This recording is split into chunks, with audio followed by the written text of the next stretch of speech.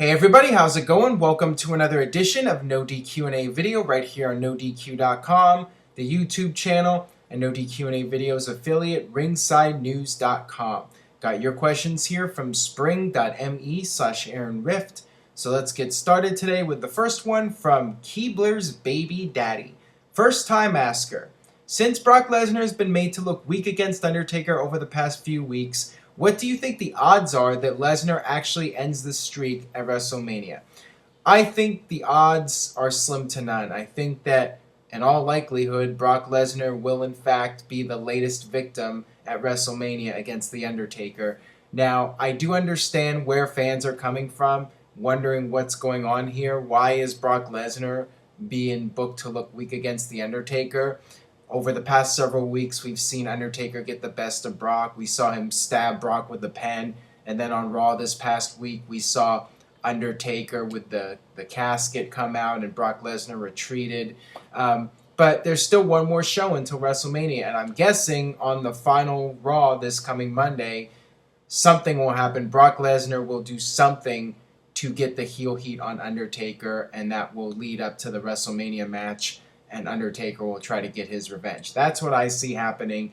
I would be shocked if Brock Lesnar didn't do something to Undertaker on Raw this Monday, and then I'd really be scratching my head. But yeah, I mean, you want to get the heat on Brock Lesnar. You want people to think that this guy can end the Undertaker's streaks. You know, fans are thinking, well, if Brock's being booked to look weak, maybe that means he's actually going to beat Undertaker.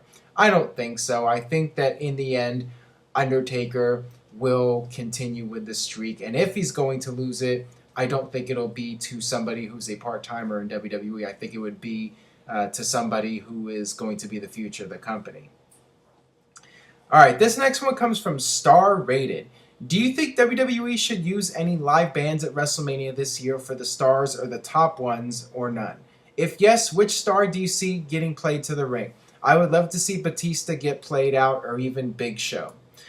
Well, the talk was that Bray Wyatt was going to have a band come out and play his song, the band that performs the Wyatt family theme song. The singer had posted on Facebook a few weeks ago or a few months ago saying that the band was going to be there. So that was the big rumor. Haven't heard anything about it since, so I don't know if that is the case or not. But, I mean, if it was me, that would be perfect for WrestleMania to have the band that performs the Wyatt family theme play Bray Wyatt to the ring. And you know, John Cena has always been known for the special WrestleMania entrances, so I'm sure John Cena will have some kind of interesting entrance for WrestleMania.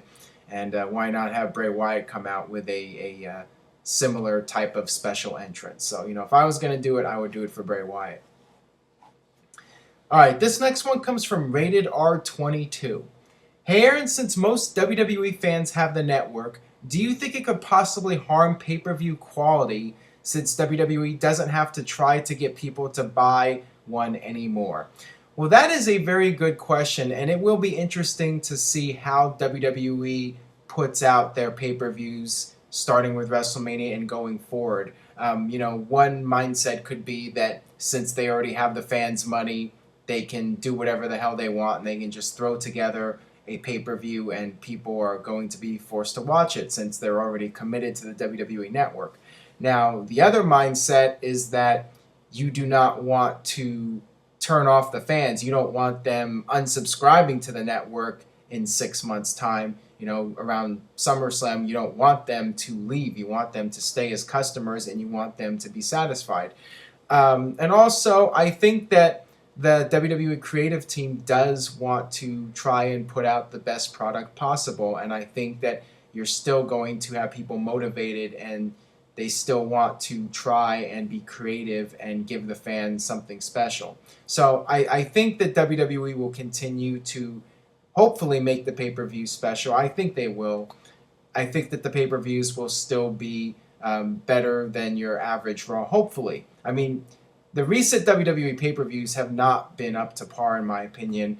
They were doing much better a year ago. I mean, from the Extreme Rules pay-per-view last year through SummerSlam, they had some really good pay-per-views. And then after SummerSlam, it went all downhill very quickly. So I think a lot of it just has to do with the creative team and how they're working together. And if creative is good, I think the pay-per-views will still be good. And I don't think it matters all that much that the pay-per-views are on the network now. All right, this one comes from JoaHack13. Hey Aaron, what are your thoughts on Razor Ramon being inducted into the Hall of Fame? Did you see it coming? I certainly didn't. Thanks. Well, for the longest time, I didn't think that Scott Hall would go into the Hall of Fame because of his storied past and his personal demons throughout his career. But once Razor Ramon, aka Scott Hall, started turning the corner and he got with DDP and his health turned around, I definitely thought that the chances of him going into the Hall of Fame would greatly increase. And sure enough, he is going in this year as the Razor Ramon character. And, I figured that once he got his act cleaned up and he got himself together, that WWE would definitely consider putting him into the Hall of Fame. I'm not all that surprised once he got clean. All right, this next one comes from KWeeks622. Hey Aaron, seeing that Jake Roberts and Razor Ramon, aka Scott Hall, are inducted into the Hall of Fame, do you think DDP should be inducted, if not this year, some other year? Absolutely. I would love to see DDP go into the WWE Hall of Fame. I think that he deserves it. He didn't have all that much of a noteworthy career in WWE itself, but he was one of the top stars in WCW when WCW was at their absolute hottest period. DDP was a major star. He had the big mainstream tag team match where he was with Karl Malone against Hulk Hogan and Dennis Rodman, and he had some other high-profile matches. He had an awesome match with Goldberg, probably the best match of Goldberg's career. And he had classic matches with Raven, Randy Savage. Those guys had a series of excellent matches and some memorable matches with Sting. I mean, DDP had a lot of quality matches in WCW, and he was extremely over with the fans. So, I think DDP going in just based on his WCW accomplishments alone makes him worthy. And also, outside of the ring, the stuff that he's been doing with DDP Yoga and helping out Jake Roberts and Scott Hall and turning their lives around. I mean, as a humanitarian, DDP is just a perfect role model to have recognized in WWE and in the Hall of Fame. So, I think that he absolutely should be in the near future. Hopefully WrestleMania 31. All right, this one comes from Arian Purr. And we got another question here about Razor Ramon. Hey Aaron, why do you think WWE is inducting Scott Hall as the Razor Ramon gimmick and not just Scott Hall the man? Is WWE forgetting about NWO Scott Hall? I don't necessarily think that they are forgetting about Scott Hall. Obviously, WWE likes the Razor Ramon character. It was their creation, and I'm not surprised that they want to focus on that for the Hall of Fame this year. But I think that perhaps the idea is that this year you can focus on Razor Ramon, that character, and then in 2015 or 2016 you can induct the NWO as a group, and at that point you can focus on Scott Hall's accomplishments in WCW. And honestly, I think between Razor Ramon and Scott Hall in WCW, Scott Hall was more successful in WCW. I mean, yes, Razor Ramon was a very memorable character, but he was also a top star during one of WWE's weakest periods of business. And when Scott Hall went to WCW, the NWO lit the world on fire and changed the entire wrestling industry. So, the NWO should absolutely be recognized, and I think it'll happen at some point. But, I mean, definitely Scott Hall had two big parts to his career. The first part in the WWE as Razor Ramon, and the second as himself, Scott Hall, in the NWO. All right, one more question here today from Demented J Army or JRMY. Hey Aaron, do you think the Andre the Giant Battle Royal will become a every year thing now?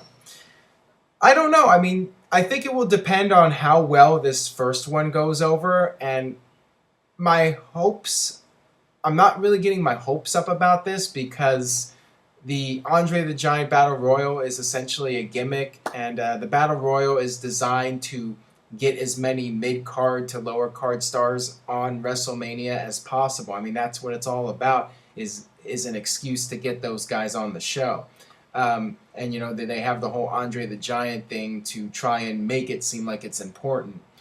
So I don't know if, you know, it's going to be all that big of a deal when it's all said and done. I think that if it ends up being the opening match and it's not all that good and it's forgettable and you don't have the winner as somebody who you feel really deserves it or is going to be elevated from it, then I don't see the point in doing it again. But I mean, if it's a huge success, if the match is really good and the winner goes on to bigger and better things, then yeah, I wouldn't mind seeing it become a yearly tradition. We'll just have to wait and see how it plays out and if it's a success or not. Alright, so that'll do it for this edition of NoDQ&A video. Thanks as always for watching. Subscribe, youtube.com/NoDQCAW. If you enjoyed today's video, please share it on Facebook and Twitter. Stay tuned to NoDQ.com for all the very latest WrestleMania news and rumors. And I will see you guys next time for another edition of NoDQ&A video.